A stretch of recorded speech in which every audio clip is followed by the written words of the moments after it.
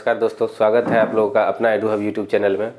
आज हम लोग बढ़ेंगे एनसीईआरटी सीरीज के अगले अध्याय की ओर, जिसमें हम लोग देखेंगे क्लास 6 के हिस्ट्री के आखिरी चैप्टर को, जिसमें चैप्टर का नाम है इमारतें, चित्र और किताबें।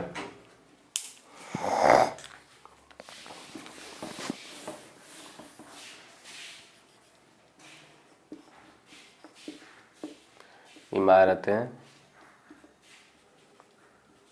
चित्र तथा किताबें। ठीक है, ये चैप्टर का नाम है। ये क्लास 6 के हिस्ट्री का 11वां और आखिरी चैप्टर है। इसके बाद हम लोग क्लास 7 का हिस्ट्री देखेंगे। इसमें ज़्यादा कुछ नहीं देखना है। हम लोगों को नॉर्मली जो है क्लास 6 के एनसीईआरटी के हिसाब से उसमें जो दिया हुआ है, जैसे मेहरौली का लौह स्तंभ दिया हुआ है या स्तूप के बारे में दिया हुआ है, थोड़ा बहुत झलक जो है सो अजंता के गुफा के बारे में दिया हुआ है, उसके चित्रकारी के बारे में दिया हुआ है। इन सब चीज़ों के बारे में हम लोग देखेंगे। थोड़ा बहुत रामायण महाभारत के बारे में दिया हुआ है। ये सारा चीज़ इसमें हम लोग कवर करेंगे। हम लोग देखेंगे कि ये जो स्तूप है कैसे बनाए जाते थे। ठीक है, सबसे पहले हम लोग देखेंगे लौह स्तंभ।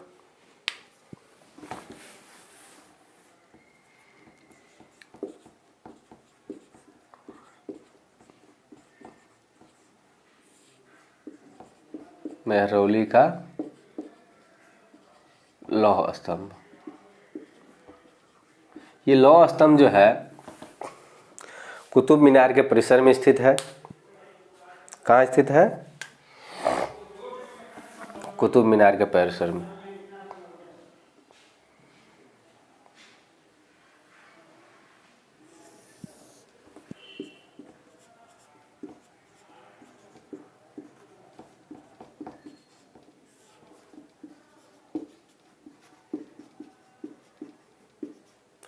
इस लौह स्तंभ के बारे में हमें जो है इसके ऊपर जो अभिलेख लिखा हुआ है वहाँ से हमको इसके बारे में जानकारी मिलती है। इसका जो वजन है वो 3 टन है। वजन 3 टन है। लंबाई जो है,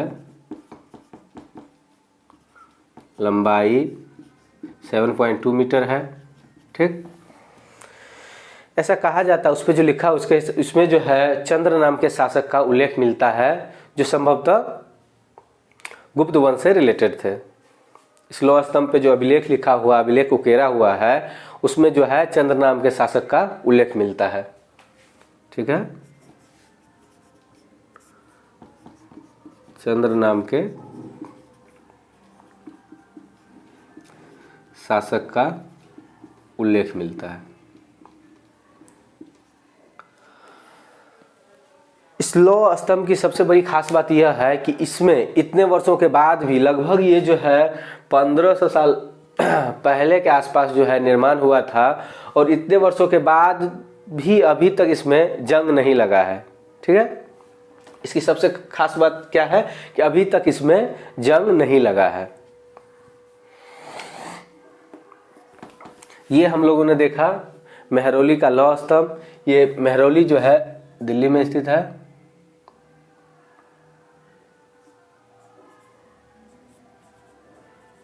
ये लौह स्तंभ जो है कुतुब मीनार के परिसर में है। इसका वजन 3 टन है, लंबाई 7.2 मीटर है, और इसमें जो है चंद्र नाम के शासक का उल्लेख मिलता है। इस पे जो अभिलेख लिखा हुआ है उससे जो है चंद्र नाम के शासक का उल्लेख मिलता है, जो संभवतः गुप्त वंश के थे। ठीक है, आगे इसमें हम लोग बढ़ते हैं। हम लोग थोड़ा देखते हैं स्तूप के बारे में। नोट डाउन कर लीजिए।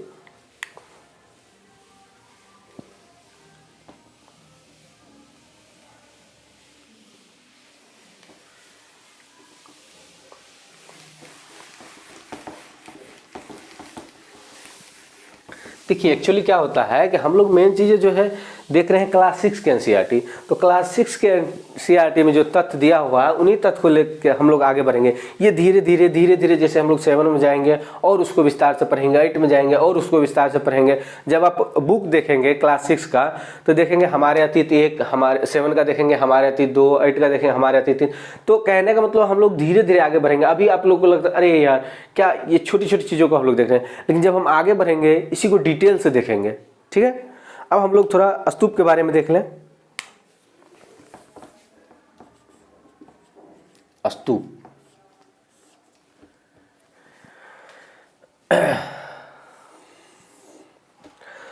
स्तूप का जो है शाब्दिक अर्थ टीला होता है।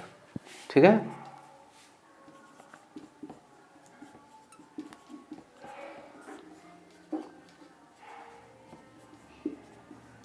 टीला होता है। देखिए ये छोटे छोटे क्वेश्चन है, लेकिन एसएससी वगैरह में काफ़ी बार पूछा गया ये सब चीज़। अब स्तूप होता क्या है कि देखिएगा जी, यहाँ पे इसमें जो है एक सबसे पहले क्या है, एक डब्बा टाइप का रखा होता है। स्तूप गोल भी हो सकता है, लंबा भी हो सकता है, कहीं कहीं आयताकार, चौड़ा भी, मतलब स्तूप अनेक आकार का होता है। लेकिन मोटा मोटी ज़्यादातर हम लोग अगर देखें तो अर्धवृत्ताकार स्तूप ही ज़्यादातर देखने को मिलता है। ठीक, तो देखिए स्तूप में क्या होता है, एक छोटा सा डब्बा रहता है। उस डब्बे में जो है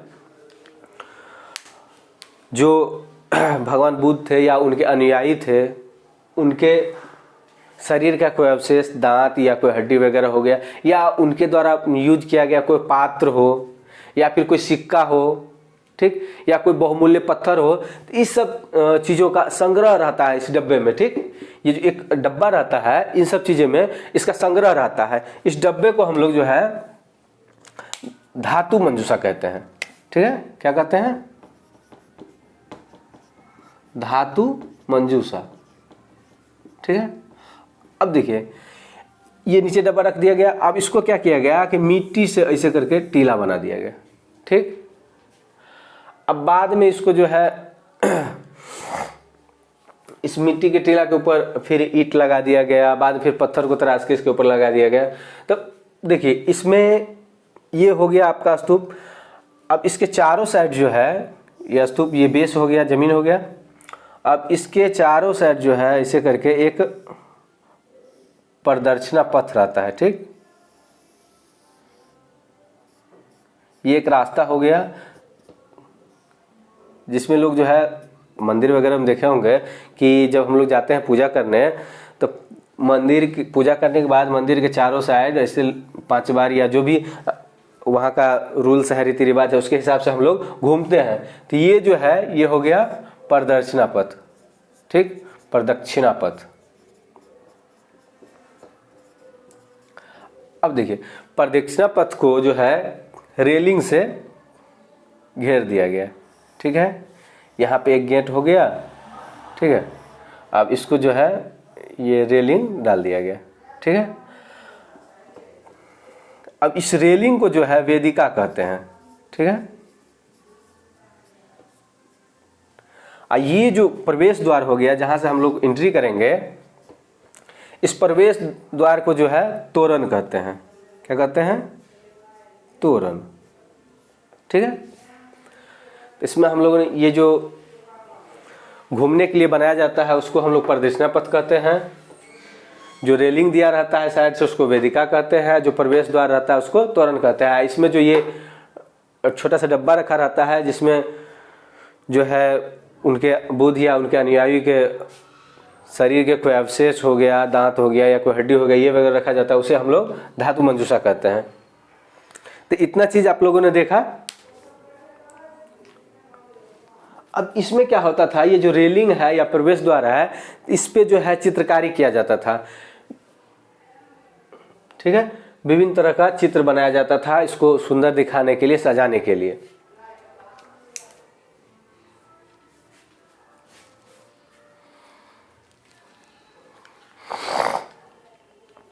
आगे बढ़े।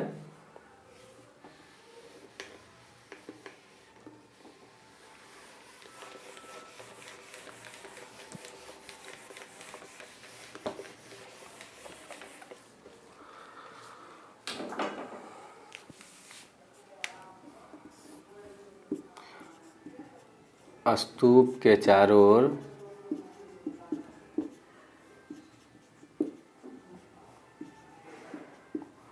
वृत्ताकार पथ को क्या कहते हैं? प्रदक्षिणा पथ। ठीक है, ये जो वृत्ताकार पथ है इसको जो घेरा जाता है, जो रेलिंग होता है, रेलिंग को क्या कहते हैं? वेदिका।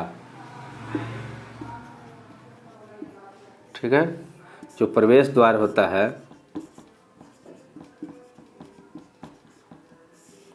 प्रवेश द्वार को तोरण कहते हैं।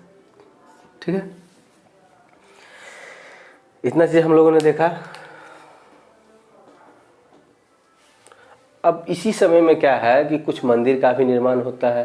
ठीक, स्तूप हम लोगों ने देखा। अब सेम टाइम में कुछ मंदिर का भी निर्माण होता है जिसमें भगवान शिव, देवी दुर्गा आदि के मंदिर का निर्माण होता है। तो मंदिर का जो मुख्य भाग होता है, थोड़ा मंदिर के बारे में देख लें। मंदिर का जो मुख्य भाग होता है जहाँ पे भगवान का मूर्ति रखा जाता है उसको जो है गर्भगृह कहा जाता है। ठीक है,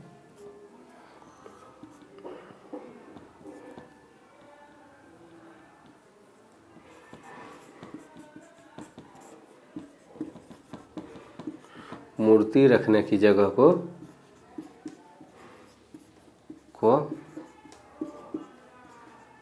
गर्भगृह कहते हैं। ठीक, अब यहीं पे जो है जो पुजारी लोग होते हैं वो पूजा पाठ वगैरह करते हैं और इसमें हम लोग देखेंगे कि ये जो गर्भगृह जो होता है ये बहुत पवित्र स्थान होता है। इसको इंडिकेट करने के लिए इसके ऊपर जो है, जैसे देखिए ये एक मंदिर है। ठीक, सब मान लीजिए एक मंदिर है, यहाँ इतना दूर में इधर ये गर्भगृह इसका है, इसमें भगवान की मूर्ति वगैरह रखा हुआ है। ठीक, अब इसमें क्या होगा, इसके ठीक ऊपर जो है इसे करके बहुत बड़ा शिखर बनाया रहता है। ठीक है, ये इसको सूचित करने के लिए। ठीक, तो ये जो बड़ा होता है इसको क्या कहते हैं? शिखर कहते हैं।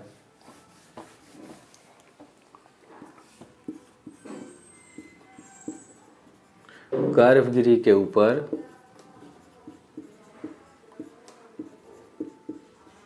काफी ऊंचाई तक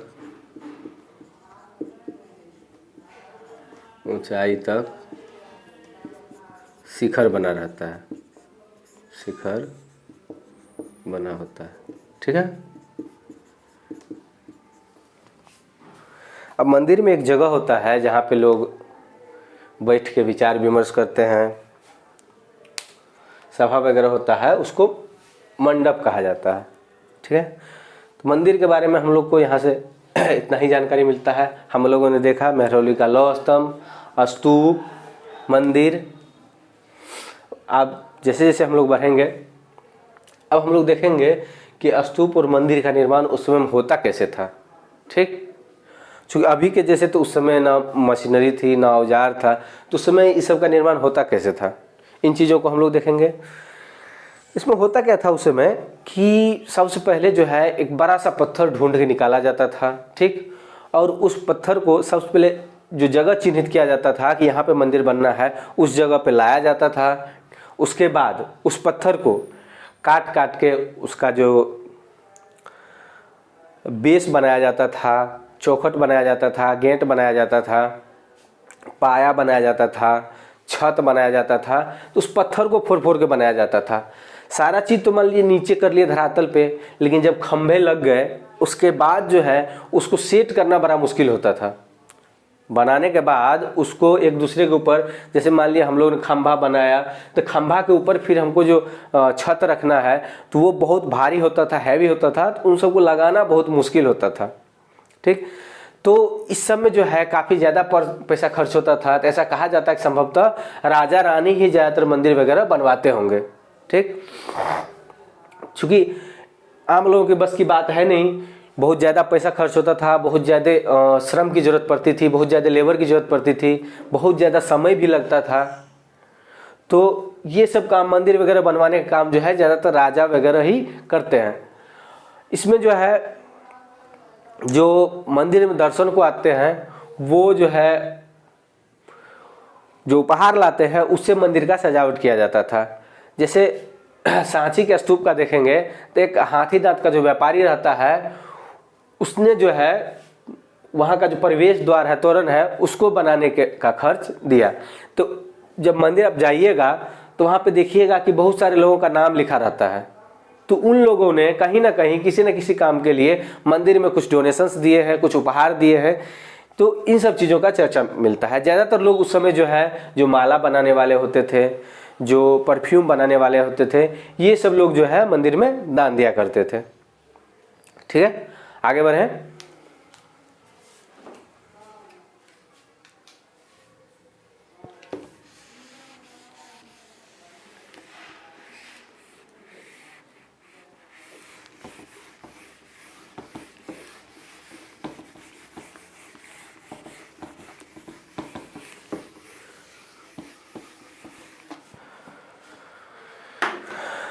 अब कुछ बुक्स के बारे में दिया गया है जिसमें हम लोग देखेंगे ज़्यादातर इसमें जो है प्रेम कथा का ही चर्चा है।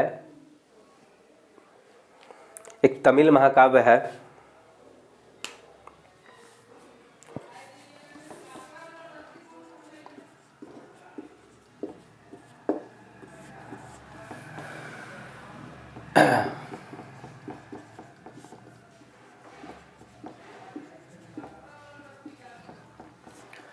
तमिल महाकाव्य है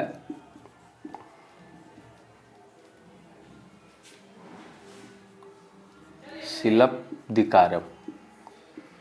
ठीक,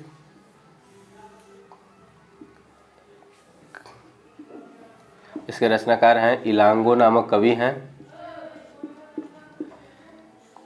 ये जो है कन्नगी नामक व्यक्ति के प्रेम कथा के बारे में लिखा गया है, जो एक अपने पत्नी को छोड़ के एक नर्तकी के साथ प्रेम करता है, बाद में ये लोग पुहार में जाके बस जाते हैं। इन सब चीज़ों का इसमें चर्चा है।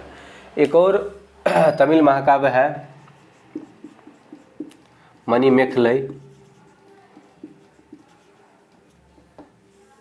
ठीक, इसके रचनाकार हैं सतनार। ठीक है, मेघदूत के बारे में सभी को पता होगा, कालिदास।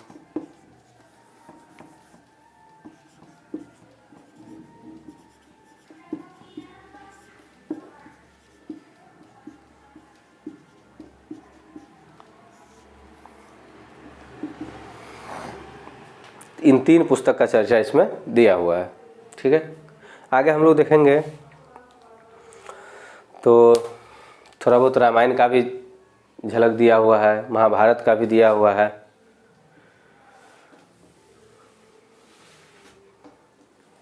संस्कृत रामायण के लेखक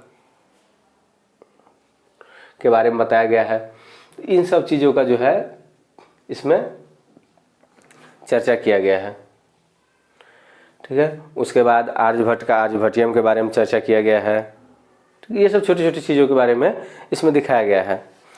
कुछ खास नहीं है चैप्टर, हम लोग देख रहे हैं जितना बुक में बताया गया है उतना ही देख रहे हैं। जैसे जैसे हम लोग आगे बढ़ेंगे उसको डिटेल से देखेंगे। धन्यवाद।